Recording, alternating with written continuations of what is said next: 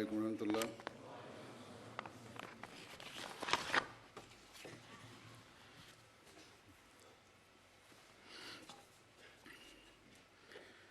أشهد أن لا إله إلا الله وحده لا شريك له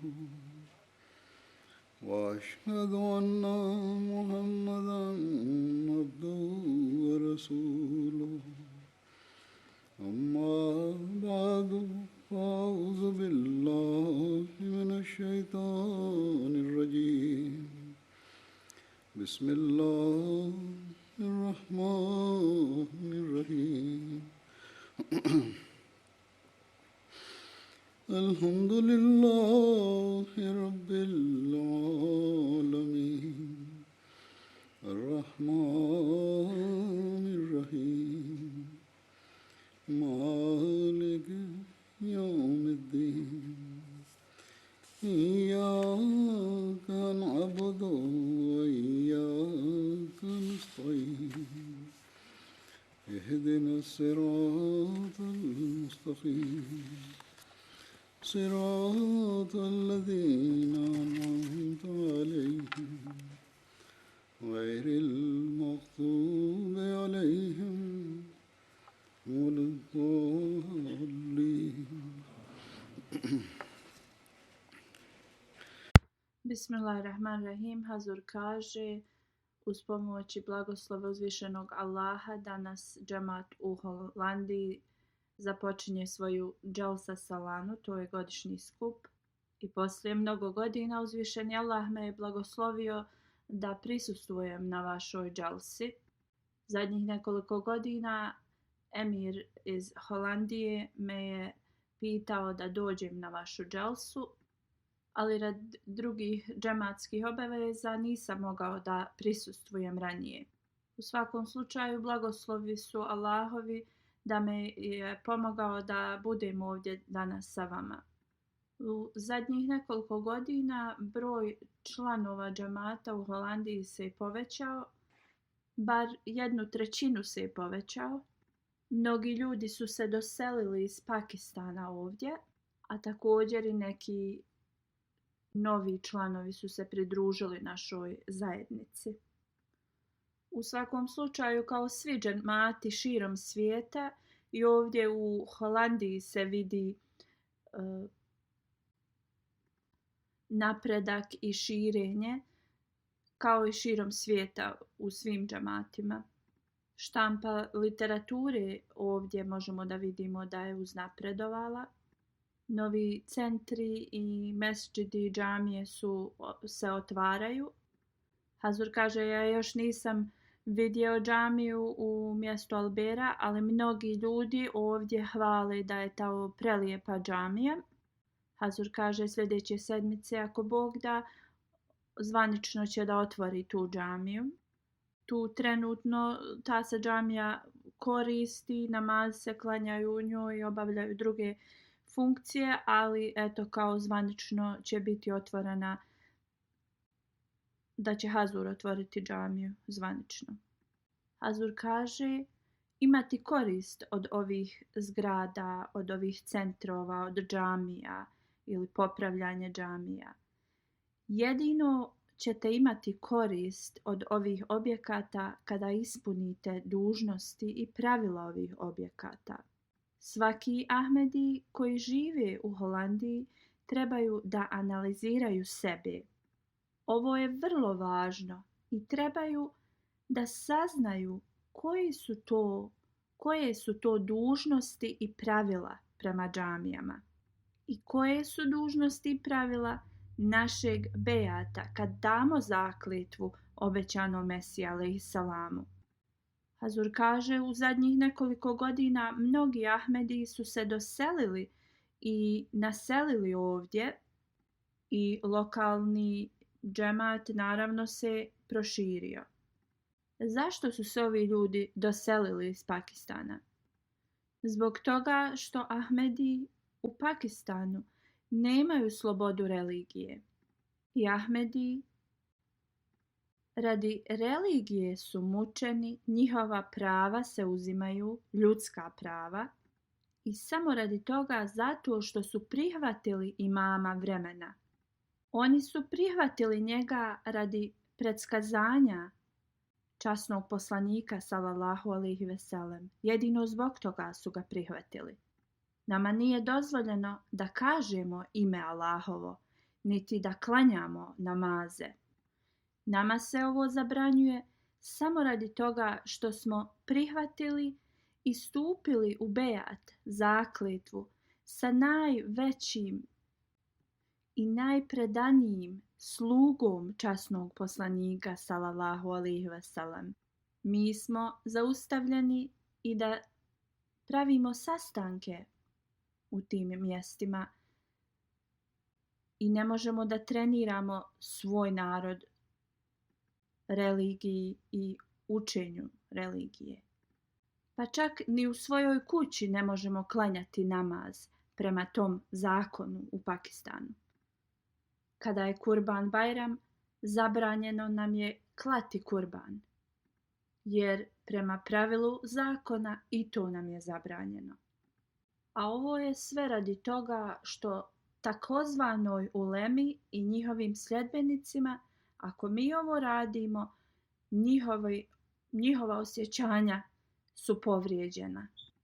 I radi ovih uslova, mnogi Ahmedi muslimani su se preselili iz Pakistana širom svijeta da bi imali slobodu religije.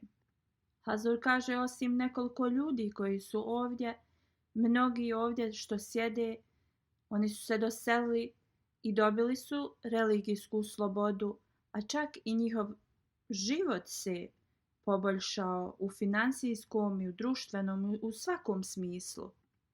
Onda svaki Ahmedi kojeg je Allah oslobodio te muke i patnje i koji ovdje ima slobodu religije svoje i načina da praktikuje svoju vjeru, treba još više da bude zahvalni uzvišenom Allahu. I trebaju da ispunjavaju sva pravila bejata sa obećanim Mesijom alejhiselamom i da žurno i naporno rade na tome. Svoje duhovno i moralno i mentalno stanje, vjersko stanje trebaju da rade na tome da poboljšaju ga što više. I ne trebaju da budu sretni samo radi toga što su dobili slobodu i da budu sretni da mogu slobodno da praktikuju svoju vjeru. Ali ako oni ne rade prema naređenjima uzvišenog Allaha i ako u sebi ne prouzrokujemo bogobojazne promjene, da budemo bogobojazni i ne trudimo se da postignemo to i da pokazujemo ljubav prema našem Allahu i njegovom poslaniku sallallahu alejhi ve sellem, onda koje su koristi ove slobode koju ste dobili? Koje su koristi da dođete na ovu džalsu ili da pravite džamije? Koje su koristi od njih? Istinske koristi mi ćemo da dobijemo samo onda kada ispunimo sve uvjete bejata, zakletve, lojalnosti. Obećani Mesija alejhiselam kada je najavio u vezi Džalsa Salane, ovog godišnjeg skupa, kada je dobio dozvolu od uzvišenog Allaha, i to je najavio poslije dozvole kada je dobio od uzvišenog Allaha da pravi ove skupove, on je započeo ove godišnje sastanke da bi promjena u nama se desila. Da mi uvijek izaberemo našu religiju, našu vjeru iznad ovog svijeta i ovosvjetskih želja. I da imamo puno razumijevanje u vezi naše vjere. A ljubav prema uzvišenom Allahu i njegovom poslaniku sallallahu alejhi ve sellem treba da se ulije i uđe u naše srce. naše duhovno stanje, naše moralno, naše intelektualno stanje treba da se popravi. Obećani Mesija, alejhi selam, objašnjavajući u vezi Dželsa Salane, kaže, davajući savjet ljudima koji su se pridružili i dali bejat, zakletvu njemu, on kaže, svi vi koji ste dali bejat, zakletvu meni, treba da vam bude vrlo jasno. Prava svrha vašeg davanja bejata, zakletve, jeste u tome da ljubav prema ovom svijetu, dunjaluku, se ugasi u vama. A ljubav prema uzvišenom Allahu i časnom poslaniku sallallahu alejhi ve sellem treba da bude najvažnija u našim srcima. I trebamo da budemo takvi da ovaj naš put prema ahiretu ne bude pretežak za nas. Ovdje vidimo jasno da je obećani Mesija alejhi selam rekao, kada uzmete, kada date i prihvatite mene, date mi zakletvu, nemojte da to budu samo vaše riječi. Budite oni ljudi koji su predani svojoj vjeri. A vaša predanost može jedino biti postignuta kada vaša ljubav prema uzvišenom Allahu i njegovom poslaniku sallallahu alejhi ve sellem je veća od bilo išta na ovom svijetu.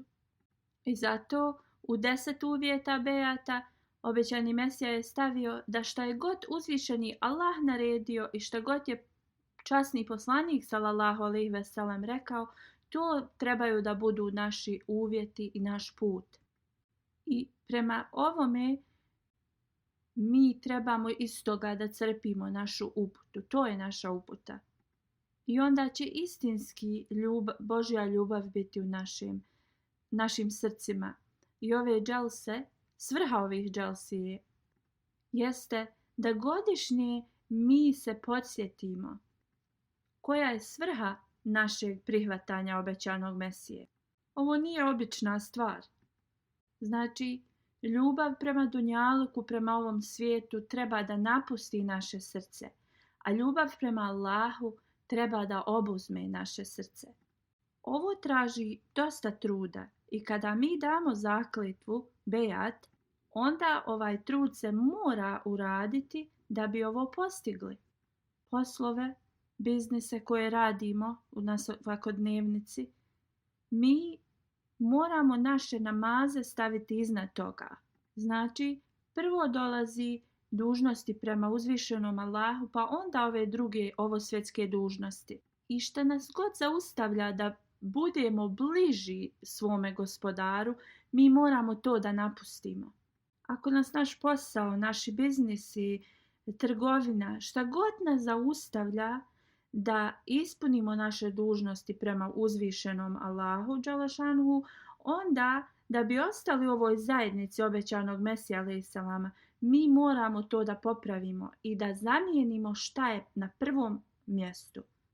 Slično ego, neka ovo svjetska zamišljanja da smo mi važni, neka sebična mišljenja važnosti o sebi.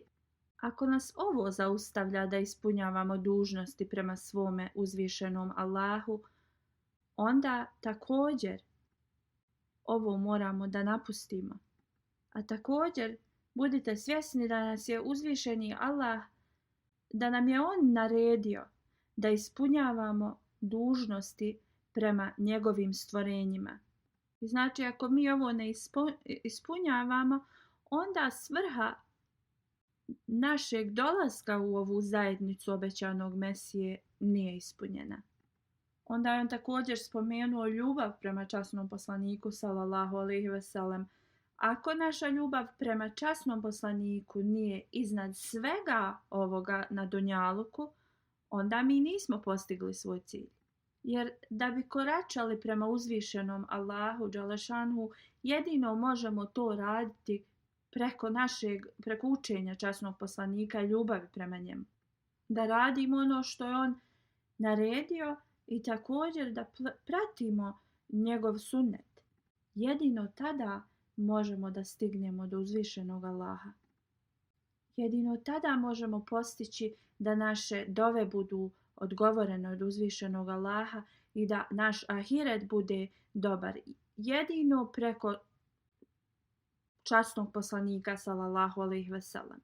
Obećani Mesija alejhi selam kaže, vidite, uzvišeni Allah dželešanu kaže u časnom Kur'anu: Kul in kuntum tuhibbunallaha fattabi'uni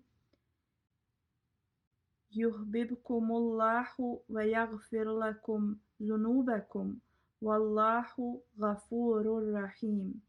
Ti reci, ako volite Allaha, slijedite mene, Allah će vas voljeti i oprostiti vam vaše grijehe. Allah najviše prašta i milostiv je. Znači, uzvišeni Allah će nas voliti kad mi pratimo časnog poslanika sallallahu alejhi ve sellem i njegov sunnet i kada radimo prema njegovim naređenjima. Obećani Mesija alejhi selam kaže da bi postali voljeni uzvišenom Allahu, onda poslušnost časnog poslaniku sallallahu alejhi ve sellem morate praktikovati i izraditi. Nema drugi put da postanete voljena osoba Allahova. Svrha čovjeka je da traga za tim jednim gospodarom. To je jedina svrha. Znači da tražimo i da tragamo za tim jednim gospodarom, jednim Allahom. Znači on je apsolutno jedan i nikada ne možemo da mu pripišemo druga ili partnera. Znači što dalje se kloniti od toga u bilo kojem smislu da pripišemo partnera uzvišenom Allahu i da pratimo one koji vole uzvišenog Allaha. Obećani Mesija alejhi selam kaže, bez praćenja tog puta koji je časni poslanik sallallahu alejhi ve sellem nam ostavio, nema drugog puta s kojim ćemo postići zadovoljstvo i doći do uzvišenog Allaha. On kaže, mi imamo jednog poslanika, jedan Kur'an koji je objavljen našem časnom poslaniku sallallahu alejhi ve sellem. I kad budemo pratili Kur'an i poslanika sallallahu alejhi ve sellem, zasigurno ćemo doći do uzvišenog Allaha. I zapamtite, praćenjem učenja časnog poslanika sallallahu alejhi ve sellem, kao što je obavljanje namaza, post i tako dalje, znači praćenje naređenja. Osim ovih stvari, ne postoji drugi put ni način da dobijemo blagoslove uzvišenog Allaha. Znači, esencionalno je da volimo časnog poslanika sallallahu alejhi ve sellem i da pratimo njegova naređenja i sunnet, i to je naš put. I obećani Mesija alejhi selam kaže, ako ne posjedujete taj put, onda davati meni zakletvu, bejat, je sasvim nepotrebno i sasvim beskorisno za vas.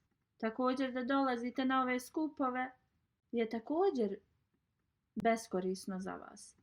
On kaže, ja volim ovog voljenog od uzvišenog Allaha, misleći na poslanika sallallahu alejhi ve sellem. I ako hoćete da budete u mojoj zajednici, onda zasigurno morate da volite moga voljenog. On kaže, kad volite mog voljenog, to jeste časnog poslanika sallallahu alejhi ve sellem, onda u vama će se desiti nešto što će vas odvojiti od dunjaluka. I svako vaše djelo će biti radi uzvišenog Allaha i radi časnog poslanika sallallahu alejhi ve sellem. Vama nije zabranjeno da vi radite i da stječete imetak. Ashabi Božjeg poslanika su imali svoje biznise, poslove, firme, bili su vrlo bogati, ali njihova ljubav prema Allahu i njegovom poslaniku sallallahu alejhi ve sellem je bila iznad svega. Uvijek su bili zabrinuti da ispune svoje dužnosti prema uzvišenom Allahu, a također da slijede sva naređenja časnog poslanika sallallahu alejhi ve sellem. I oni su uvijek se trudili da ne razočaraju časnog poslanika sallallahu alejhi ve sellem. Hazur kaže, ja često govorim u vezi ovih ashaba i njihovih života. Koliko su oni voljeli časnog poslanika sallallahu alejhi ve sellem.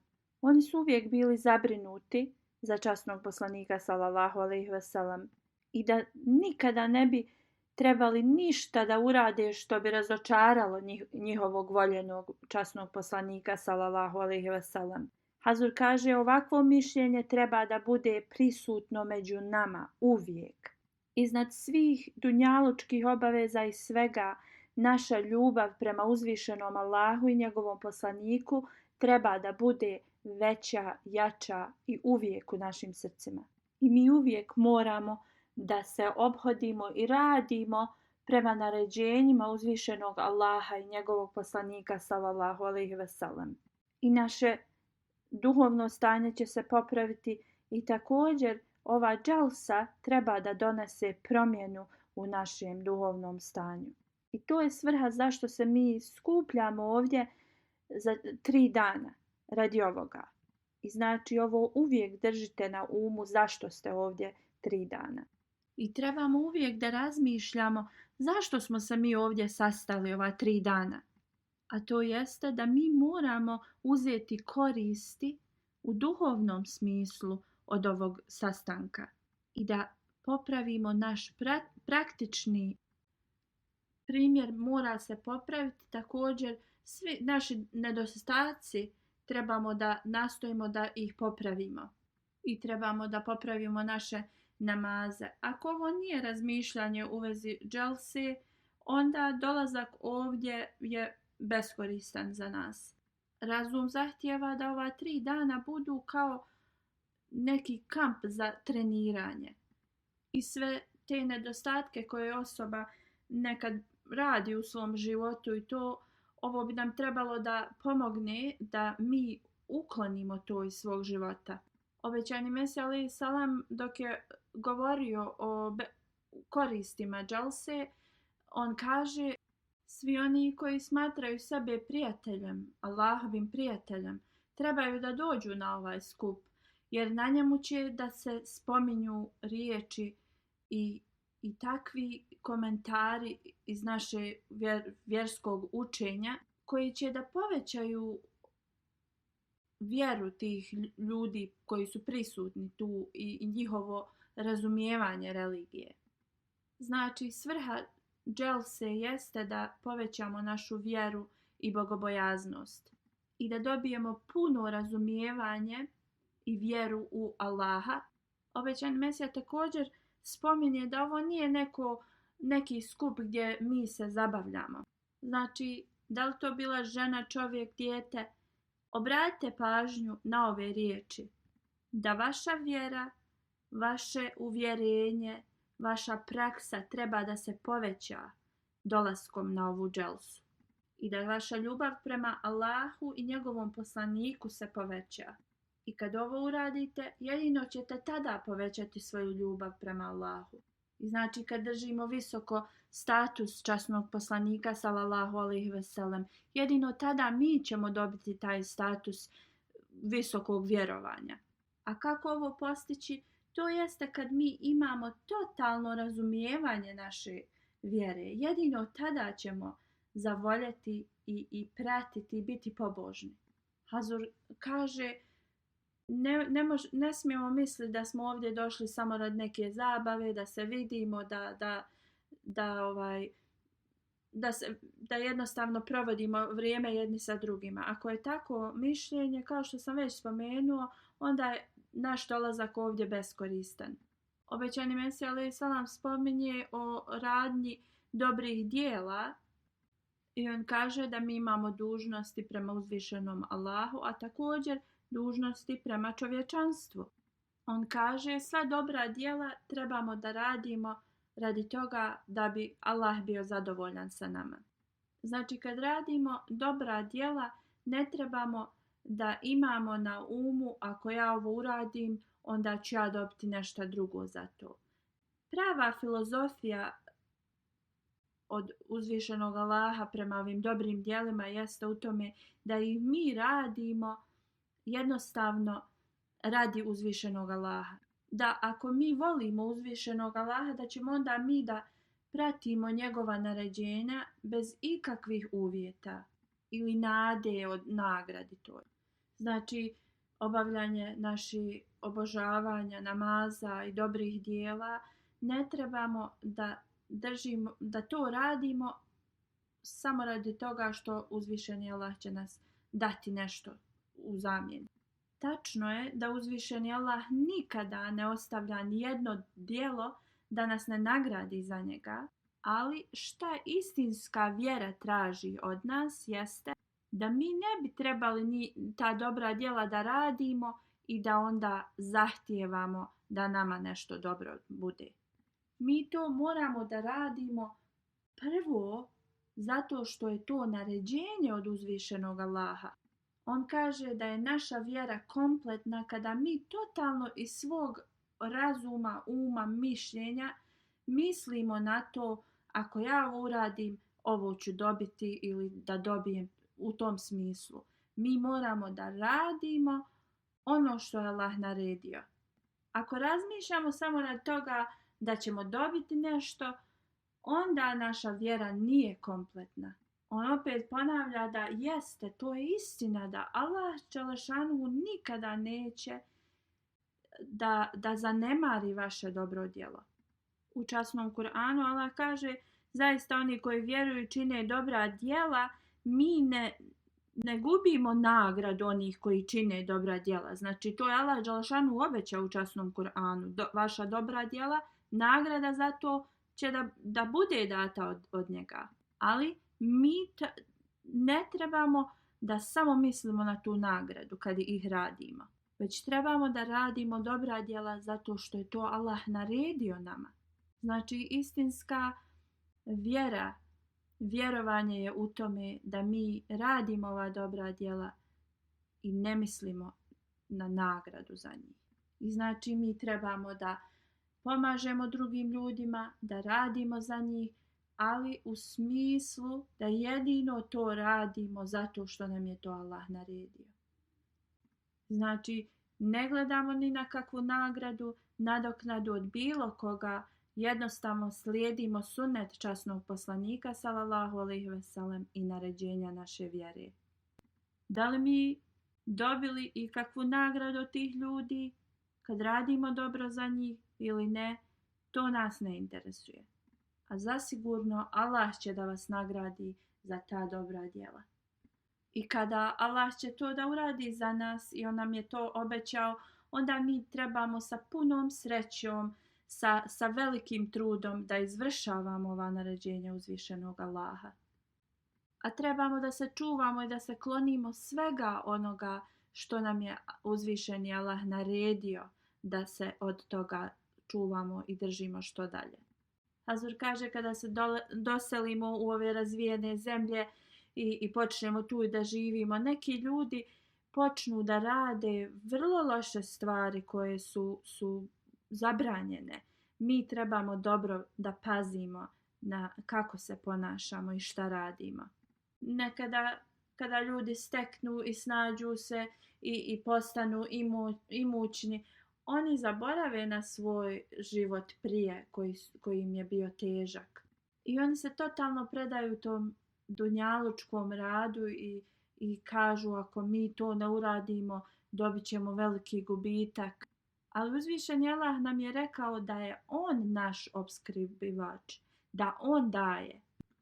Ovo vidimo u ovosvjetskim ljudima koji su predani na dunjalučke poslove i to da oni zanemare uzvišenog Allaha da ne bi ovamo na poslu ili u biznisu nešto izgubili. Nažalost, Hazur kaže i neki od nas možemo da vidimo da oni propuštaju svoje namaze radi posla. Kada je vrijeme namaza, ako imaju posao ili nešto, oni ostave svoj namaz da bi to radili. Nekada oni naklanjaju te ili sastave te namaze, a nekada i zaborave totalno na njih. Ali ovo svjetske stvari ne ostavljaju i ne zaboravljaju. Mi moramo da se čuvamo ovakve prakse. ili neka tako brzo klanjaju kao samo da ispune taj farz, tu dužnost i to je to.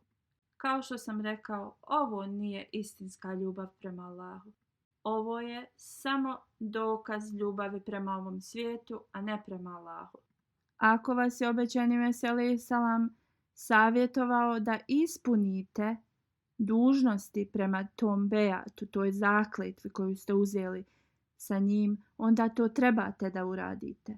Obećani Mesih alejhi selam nam je rekao: dobro shvatite i razumite da obožavanje uzvišenog Allaha je najvažnija dužnost. Znači, obožavajte uzvišenog Allaha, ali ne samo iz toga zato što je naređenje i da vi to izvršite na bilo koji način. To radite sa velikom predanošću i ljubavi prema uzvišenom Allahu. Onda, kad imate iskrenu i pravu ljubav za uzvišenog Allaha, onda ćete zaista obožavati kako treba, a dunjaluk će da postane nevažan. I tako ćete onda istinito i ispravno da pokažete ljubav prema Allahu iznad ovog svijeta. Onda će uzvišeni Allah da podari blagoslove koje vi niste mogli ni da zamislite. Uzvišeni Allah kaže: osoba koja je bogobojazna i ima strah od uzvišenog Allaha, toj osobi uzvišeni Allah će da ukloni poteškoće i to će da uradi na način i da će blagoslove na koje se nikad ne bi nadao. Obećani Mesih alejhi selam kaže: bogobojaznost je najvažnija stvar i Allah bogobojaznim ljudima njima je uvijek na pomoći i ne da da oni propadnu. I Allah ne stavlja te ljude da oni prose od drugih ljudi. On kaže: ja iskreno vjerujem ako osoba voli Allaha i osoba je bogobojazna, da Allah će 7 generacija posle njega da blagoslovi i da za njih da im opskrbu. Osim ako ta osoba nešto uradi da jednostavno uzme sam sebi te blagoslove. Nasuprotno, uzvišeni Allah se brine za 7 generacija njegovog potomstva poslije. Osoba treba da sve baci u vatru osim jedne stvari, a to je ljubav prema uzvišenom Allahu. Jedini put, jedini način, jedini izvor je tu za nas. A to jeste da dobijete ljubav uzvišenog Allaha. A taj izvor je ljubav prema uzvišenom Allahu i njegova ljubav prema nama. Ovo je istina. Osoba koja je kompletno predana uzvišenom Allahu, onda uzvišeni Allah postaje njegov. On onda kaže: vi postajete takvi da budete primaoci blagoslova i milosti uzvišenog Allaha. Neki ljudi što stare više žele što više da ovo svjetskih stvari prikupe. Kada osoba misli da mi Bog podari dugi i zdrav život i da uživa u ovim svjetskim stvarima kao što je hrana, ugodan život, spavanje. Obećani Mesija kaže: koja je svrha toga? Ili koja je korist od ovakvog života? Ako Allah nije dio svega ovoga, koja je onda korist od ovakvog života? Znači, svrha ovog čovjeka je da uživa u dobrom hrani, jelu i tako dalje, da boravi sa svojom djecom, ženom, da ima imanja, konje. I sve ovo postaje njihov glavni cilj. I ovo se sve radi samo radi sopstvene koristi. Ovakvi ljudi nisu istinske sluge Allahove. Oni ne vole Allaha i ne obožavaju ga. I ne možemo ih zvati istinskim pratiocima Allaha. Oni samo prate svoj ego i svoje želje. Oni samo misle koliko imanja da imaju, kuće, auta i tako dalje. Hazur kaže: u starijim danima konji su se davali kao primjer, a sada možemo da damo primjer automobila. Sada ljudi žele da imaju vrlo dobra auta. U redu je, ako nas je Allah blagoslovio s ovim, mi možemo da imamo korist od svega ovoga. Ali da dobijemo ovo, to nije naš cilj. Da postignemo, da imamo. Ali ako ovo postaje cilj za osobu, onda možemo reći da oni obožavaju ove stvari, a ne Allaha. I ovakvi ljudi se ne nazivaju iskrenim obožavaocima Allaha. I znači te osobe su napravili da je njihov cilj sve ove stvari na dunjaluku. Ali uzvišeni Allah je nama spomenuo koji je glavni cilj ljudi. Kao što je uzvišeni Allah spomenuo u Kur'anu وَمَا خَلَقْتُ الْجِنَّ وَالْإِنسَ إِلَّا لِيَعْبُدُونَ. A ja nisam stvorio džinove i ljude osim da mene obožavaju. I on kaže, uzvišeni Allah je definitivno odlučio o ovome. I vrlo jasno da jedino obožavanje uzvišenog Allaha je naš najvažniji cilj. Jedino radi ovoga smo stvoreni. A šta ljudi rade? Totalno nasuprot ovom naređenju. Umjesto ovog cilja, oni imaju svoje druge svrhe i ciljeve života. I znači šta oni rade? Umjesto da njihova želja bude Allah, njihova je želja za ovim svijetom. Mi trebamo da se bojimo ovakvih stvari. Da budemo zabrinuti kako da ispunimo svrhu našeg stvaranja. Znači naš cilj nije ovaj život. Naš trud ne treba da bude samo da bi ovo svjetske stvari mi prikupili i postigli. Ali najvažniji cilj našeg života i svi sav naš trud i rad treba da bude prema tome da postignemo blagoslove uzvišenog Allaha kroz naš bejat, našu zakletvu i da ispunimo naše dužnosti prema obožavanju uzvišenog Allaha. Naš nijet, naše želje ne trebaju da budu različite od ovoga što nam je savjetovao obećani Mesija alejhi selam. Mi moramo da prepoznajemo Allaha koji je naš stvoritelj i moramo da ispunimo svrhu našeg stvaranja. A u ovom vremenu uzvišeni Allah je poslao obećanog Mesiju alejhi selama i trebamo da ispunimo svrhu ovoga. Obećani Mesija alejhi selam kaže, ja sam poslan da učvrstim vjeru ljudi i da dokažem postojanje uzvišenog Allaha ljudima. Jer stanje prijašnjih nacija je totalno drugačije. Oni smatraju budući život da je kao fantazija. I oni smatraju to da je to samo spomenuto, ali da to nije realnost. I možemo da vidimo iz ljudi koliko su oni privezani za ovaj svijet, koliko vjeruju, koliko su se predali ovom svijetu. To nije, njihovo predanje nije prema uzvišenom Allahu i vjera prema njemu. Oni nekad govore nešto drugačije, ali u njihovom srcu ljubav prema ovom svijetu je veća. I ovo pokazuju i svojim djelima. On kaže kada je ljubav prema Allahu u jevrejskom narodu se smanjila, Allah je poslao Mesiju da bi povećao tu ljubav. On kaže ovo isto stanje u moje vrijeme. On kaže ja sam poslan da ljubav prema uzvišenom Allahu poveća se u srcima ljudi.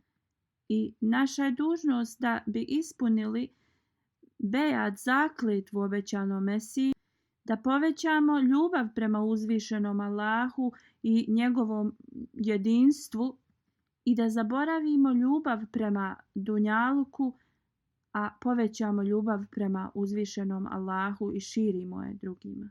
I sa našim pobožnim promjenama trebamo da dovedemo cijelo čovječanstvo blizu Allaha. Sada svijet negira Allahovo postojanje.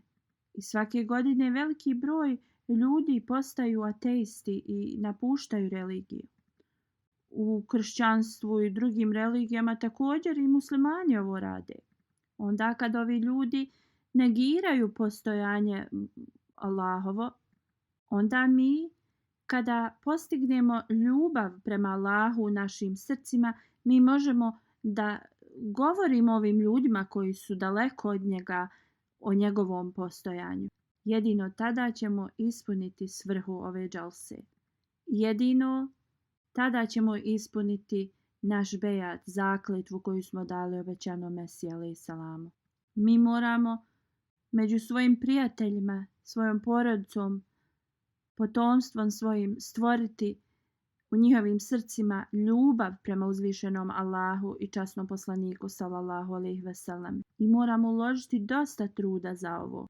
I kao što sam rekao, moramo reći čovječanstvu o postojanju uzvišenog Allaha.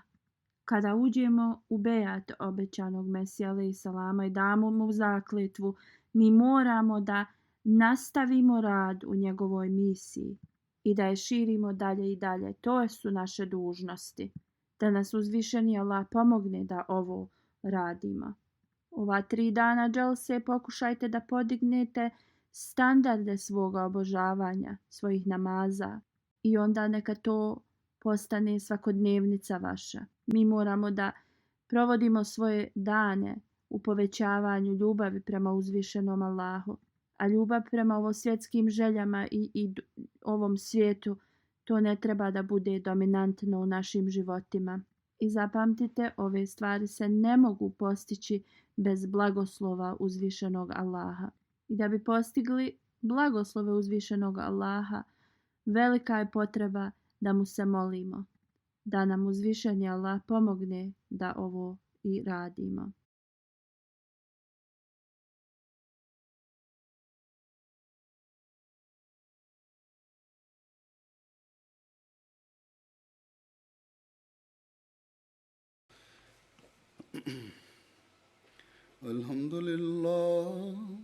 الحمد لله نحمده ونستعينه ونستغفره ونؤمن به ونتوكل عليه ونعوذ بالله من شرور أنفسنا ومن سيئات أعمالنا من يهده الله فلا مضل له ومن يضلل فلا هادي له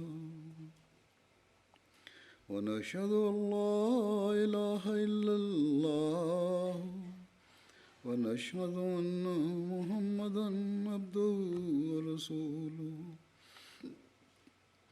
عباد الله رحمكم الله إن الله يأمر بالعدل والإحسان وإيتاء ذي القربى وينهى عن الفحشاء والمنكر والبغي يعظكم لعلكم تذكرون اذكروا الله يذكركم وادعوه يستجب لكم ولذكر الله أكبر